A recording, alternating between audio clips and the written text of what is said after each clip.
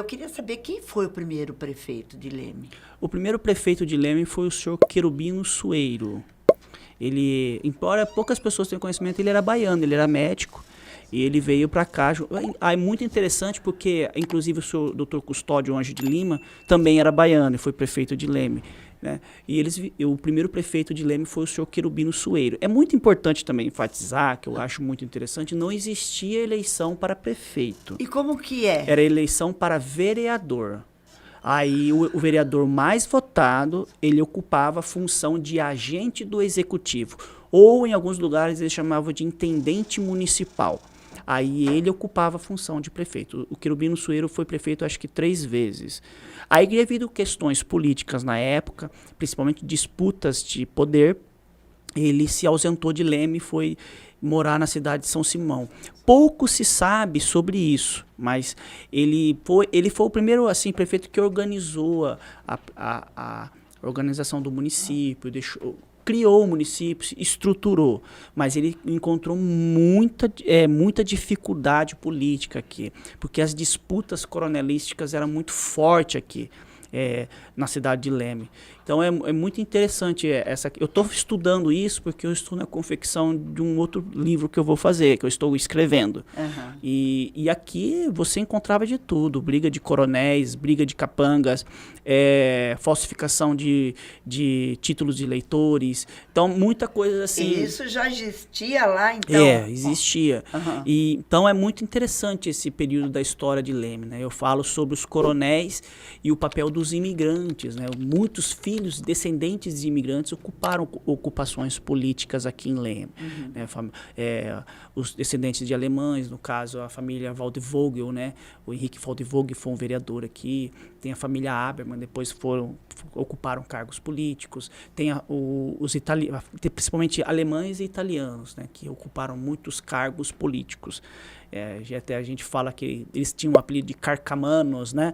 Que era o nome que dava na época para os italianos que ocupavam funções na época, né? Aí tinha os alemães também, descendentes, né? Descendentes que eu estou falando. Não estou falando do italiano mesmo e do alemão. Então você vai ver que era um barril de pólvora isso aqui.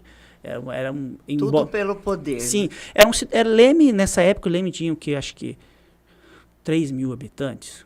E a boa parte da concentração populacional era nas fazendas. Eles moravam mais na fazenda. Então a fazenda ela tinha toda uma estrutura. Tinha casa-sede, tinha fazenda até que aqui na região tinha hospital, tinha venda, tinha escola. Porque o Brasil era um país agrário. Como a Criciúmal, né? A gente vê ali Sim. que é uma fazenda que tem tudo. Sim, a fazenda Criciúmal tinha até cemitério. Sim. Tanto de escravos como um cemitério comum. Embora poucas pessoas tenham conhecimento disso, Leme presenciou a escravidão. Leme não era uma cidade, era um bairro, mas aqui existiam grandes proprietários de escravos. Inclusive, o Manuel Leme era proprietário de escravo, assim como outros fazendeiros. Rafael de Barros era proprietário de escravos. Inclusive, o maior proprietário de escravos aqui na nossa região era o Rafael Aguiar Paz de Barros, dono da fazenda São Rafael. É muito interessante. Fala que ele era um grande abolicionista, mas nos documentos de época que eu encontrei, nos registros paroquiais, ele era o maior possuidor de escravos aqui. São coisas. Hoje a gente vê com o nosso olhar uma coisa, mas para a época era algo comum.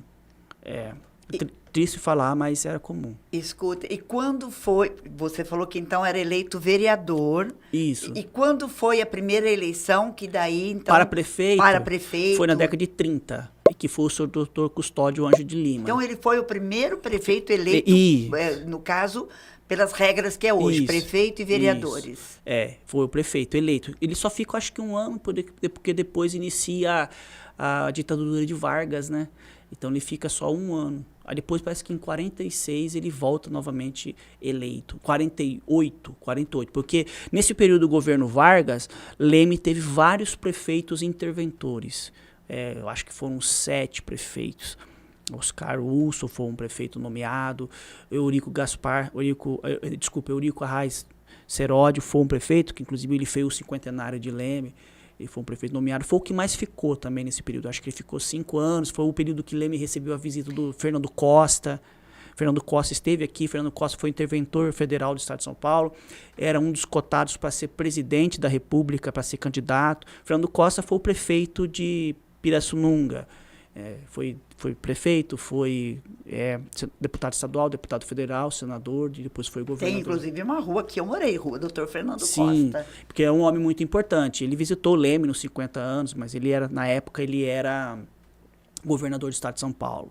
Então, assim, Leme teve muitos prefeitos assim que eu falo que são emblemáticos na nossa história, sabe?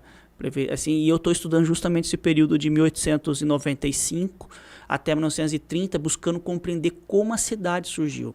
E é muito importante que você vai ver nos documentos de época, você vai ver assinaturas de imigrantes, as pessoas que participaram no processo de emancipação política de Leme, quem eram essas pessoas. Então você vê a presença do imigrante é muito forte, principalmente alemães e italianos. O primeiro grupo de imigrantes que chegaram aqui foram os alemães, na fazenda Criciúmal, em 1853, num contrato de parceria. Aí acabou esse contrato, uma parte foi para Santa Cruz da Conceição, formaram o bairro Cachoeirinha, e um outro bairro que chamou Bischoff, que infelizmente eu não encontrei nenhuma informação. E outra parte foi para Pirassununga. E a grande maioria formou o bairro Ribeirão do Meio, que hoje tem lá ainda a capela, que é de 1898. Eu acho que vale a pena os lemenses visitarem esse local, é um local histórico. A capela é de 1898, mas o bairro é chamado Kirchdorf, né?